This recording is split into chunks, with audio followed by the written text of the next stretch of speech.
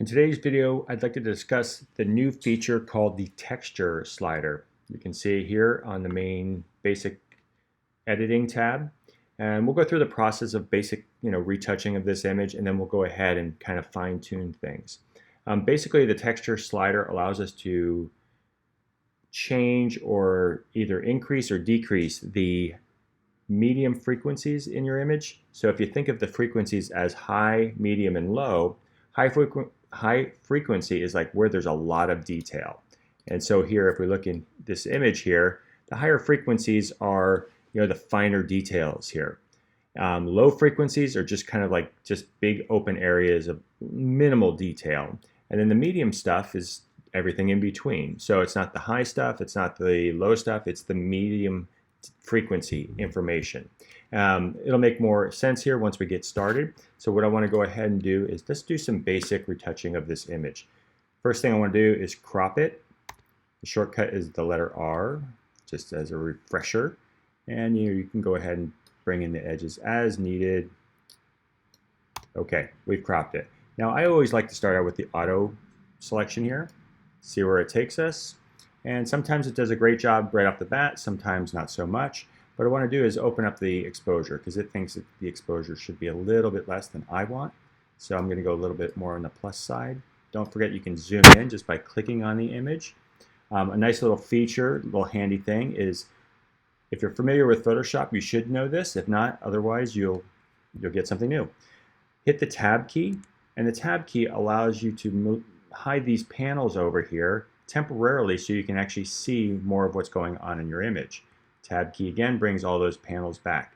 It's super handy when you're using some of the retouching tools and local adjustment tools. Tab key hides the palettes, Tab key brings it back on. So what I want to do here is I'm just checking it out to see if everything's getting pushed or pulled too much or too little. So again, I'll just make some basic adjustments. Now I'm going to go ahead and just, if we're going to do any blemish removal, remember we have a spot removal tool, and you can hit the Command plus or Control plus on the PC. I don't know why it's not letting me. Oh, because I'm in this tool. Command plus. There we go. Oh, Command plus, sorry. Command plus lets me zoom in. Command minus lets me zoom out. Okay. I wanted to get zoomed in more just so I can see a little bit more of the detail. Up in the navigator up here, you can see it says fit, fill the frame 1:1, which is 100%, or you can use a percentage here. So that's a really small version, or you can go to 8:1, which is really way in there. So I'm going to go ahead and go 1:1, just so I can see the details. Get my spot removal brush here, and again, just kind of removing any blemishes that may pop up. Anything that's distracting and whatnot. All right, so, cool. Get out of the spot removal brush, and good. So we've removed some of the bigger blemishes and more noticeable things. I'm not worried about all the small stuff. We'll get that with the other sliders. Okay, so let's say now we zoom back out or hit fit. Now we see the entire image as is. So let's say that looks good. And so what I want to do now is go in and remove some of the medium frequency details just to soften things up a bit. And I don't want to do it too extreme because obviously it makes the image look kind of fake and phony and plasticky. So what I want to do is, if I don't want to affect everything, remember we have local adjustment tools for us. Obviously the spot removal stuff and the gradient and the radial filter here, and we also have the adjustment brush. So you can do hand painting. I'm going to go ahead and use the radial tool here, and by default mine comes up and it's set to a +4 exposure stop increase. You can see it here. Sometimes that's really handy so you can actually see what the tool is doing and you can see where you're affecting. So I can kind of move this as I want. Now obviously I don't want to make it look like this unless I want to make it some kind of effect that I'm going for. But for this, I want to go ahead and I'm going to use the texture slider here. And I'm going to go ahead and apply that texture adjustment or that softening effect to just the face area. So what I want to do is, first off, number one, reset my exposure. So if I hold down the Option key, well, or it's not going to set that one, so I want to go ahead and Shift double click on exposure here, and that works for Mac and PC. Shift double click on whatever it is. So in other words, if I take this way craziness, so I'm moving these sliders all over the place, if I shift double click on any of these, they will reset themselves to their default 0 setting. I know, handy dandy feature there. Okay, I'm going to go ahead and zoom in. I'm going to go to 1:1 up here in the upper left so I can see the detail. And now what I want to do is change the texture. So let me go ahead and show you what it does when I push these things to the extreme. When I move this all the way to the right, I'm going to go ahead and increase the texture. So weird. Oh, forgot. So let me take a step backwards, Shift double click that. Now remember, if I have this set to the outside, fit in screen here. So this is an oversight on my part. So we see the face as is, right? The effect is actually being applied around the outside of this radial filter. So what I want to do is go down here and click invert. So now the effect is applying inside this oval or circle shape. So now again, I want to shift exposure, double click exposure to reset it. Now let's go back to 1:1. Now we're kind of back to where we should have been. And here I'm going to show you what the texture looks like at 100%. Okay, so notice there's a difference. So before and after. Notice how it exaggerates some of this texture in the skin here, like this information right here.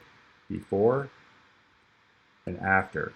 Okay, you probably don't want to do that on a portrait, especially a portrait of a female. And so you want their skin to look soft, but not, fake. So I'm going to undo that. Now if I take it to the other direction, this is the negative direction, we start to see something that we could probably use. But again, now it looks too fake, it looks too flat. It removed too much of that texture here. So let's go ahead and dial that down to maybe 70, 80%, maybe a little less than that. Okay, so we have some shading in here, softening in here, but it's not affecting, some of the other areas like the, higher frequency areas. Okay, so again, texture kind of affects the mid frequencies. Now what we could do is kind of embellish that a little bit more and maybe bring the clarity down. Again, if I take it way down, all the way to -100, we've softened everything up and it looks too manipulated. Here, if I take it down to maybe 20 or so, now these numbers are just, what seems to work. You'll pick different numbers based on the image that you're working with.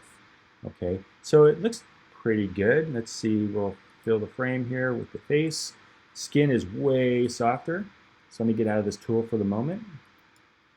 And let's do a little bit before and after here. Move that over. Okay, so we can see the before and after. Notice how we have some detail here.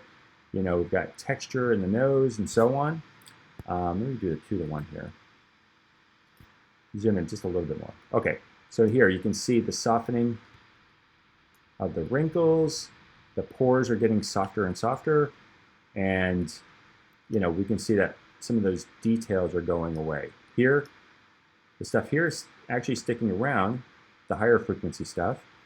And the middle frequencies are actually getting kind of pushed to the soft realm. Okay, so we've got that as our starting point. Okay, just a reminder, the letter Y on your keyboard gives you the before and after left-right split. You can also pick, one of these options here. I always like the left-right split just because when I zoom in on the image, I can see, what's going on before and after.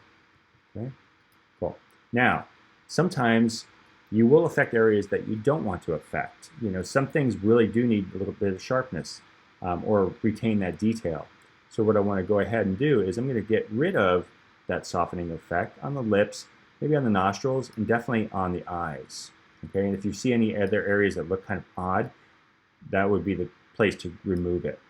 So what we're going to do is we're going to go back to our radial gradient, and when you see these little pins, remember this one's inactive because it's just a little gray dot. If I click on it with the dot in the center here, it becomes active again.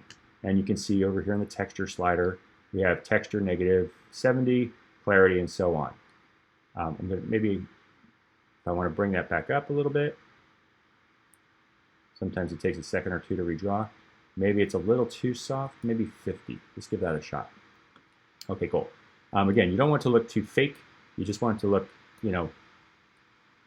realistic enough where it looks flattering, but also not manipulated. Okay, we have this. Now, here's another little feature about the radial and linear gradient tools, or graduated filter. We have the new option, which makes a new one. We have the edit option, which is editing the existing one. And then we have a brush option. And so what we can do on that is we can actually add to this gradient shape, or this radial shape, by painting with a paintbrush. Let me turn on Show Selected Mask Overlay, and see here we can see, let me zoom out, we can see that this mask is applying all the way out here, and it's got a soft feather to it. Now if I wanted to change the feather, that's for the brush, sorry. If I want to go to edit mode here and change the feather of this, notice how defined the edge of this graduated mask is. Okay, if I increase the feather, it's almost unnoticeable because it's so soft and feathery. Okay, so if I bring that down to about 50% or so, you'll be able to see the mask, and it'll kind of transition or feather out to the edge. Okay, again, play with these settings, what works for you. I'm going to leave the mask overlay on just so that we can see the effect that we're, or the edit that we're making. Okay, now we're back to the brush. Let's go to the brush. I'm going to show you here we can actually have two preset brushes. So here we have a brush, and let's say the size is 13. I click on B, and let's say here the size is, 5, and a feather. Feather applies to this as well. Feather of 100%. Flow is just how quickly the effect comes out, or kind of how dense it is. Here we have it 80%, and feather, let's go up just a little bit more. So just so you can see the difference, here is our brush. The feather set to 0 makes a nice round shape here, and as I go increase the feather, that means the outer ring is where the feather ends, inner part is where the brush starts, and it goes feathers out. Okay, so the bigger the ring, the bigger the feather. So you have these two brush presets. Okay, so what we can do is shift between those brush presets with using the slash key, or the / key, which is usually associated with your question mark. So / change brush size. Notice how the brush size changes. / again. And I inadvertently clicked on the screen, so you saw that little red dot pop up. So that's kind of what I want to get to is, if you needed to, not that we do for this image, but if you needed to and you wanted to paint that effect in, outside of this, you can add to this existing effect. So any area in red will show us what's actually being manipulated by this adjustment, or if I wanted to add it down here, or so on. Okay. What we're going to do is just the opposite. We're going to actually remove it from the eyes and the lips and so on, because we don't want the effect to be applied to those areas. So in addition to the brush presets, you have the erase option. Okay, so you can set a specific size for the erase tool. And so basically, we have a size, we have a feather, how soft it is, and how much it comes out, or how quickly. So you'll see that little minus sign. That means it's going to remove this effect. So here, notice I'm just painting in the eyes. If I zoom in even a little bit more, I hit Command+ to zoom in. Okay.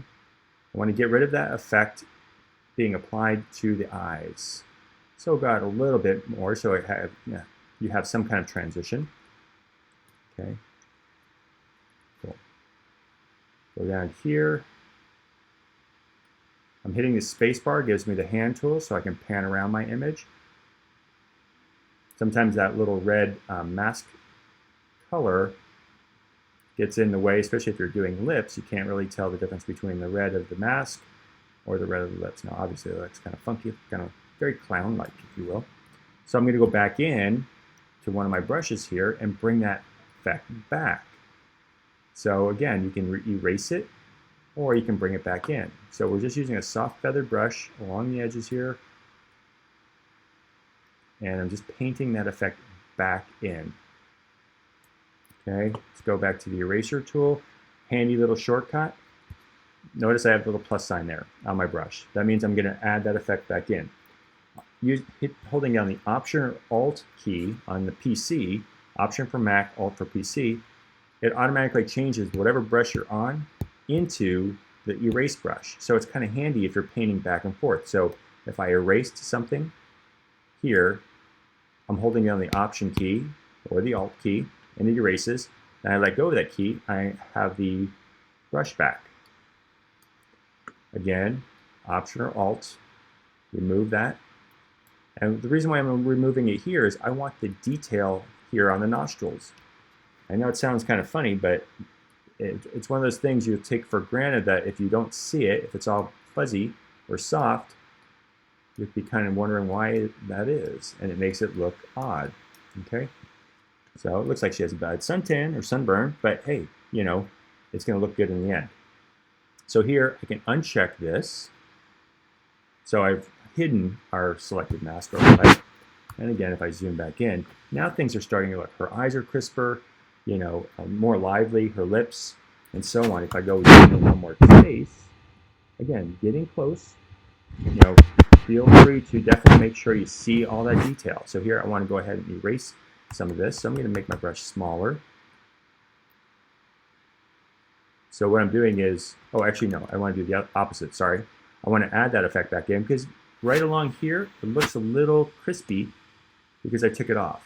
So it's part of the original image, but I want to make sure that the transitions blend well so it doesn't look kind of out of place.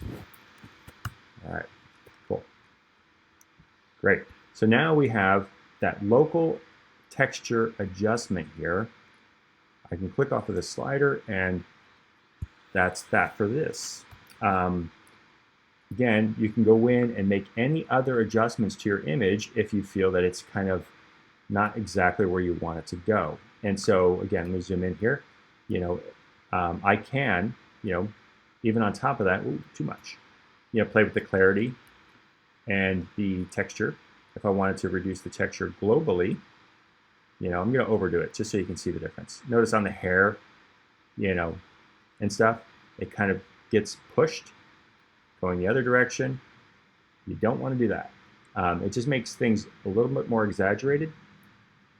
So I can actually pull this down a little bit if I need a little bit of a bump overall. Okay, and I'm sorry for zooming in and out. I just like to see the detail that I'm working on. And so here, also I want to do is maybe, you know, play with the values in here because, you know, the highlights and the shadows, increasing or decreasing, and maybe up, you know, the contrast a little bit. Sorry if I was mumbling. Here, play with the black values and so on. Okay, I'm getting carried away on that. Sometimes you have to try things to see how they work. Okay, so from that point, I think we're pretty close. You can, again, zoom into different areas of your image and make sure everything's looking good. In this image here, you know, I should have set the white balance earlier, but it's looking a little, kind of little on the yellow side that's as shot. So I'm going to click on this area that I presume to be white.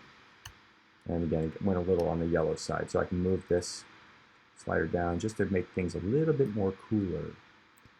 Okay, awesome.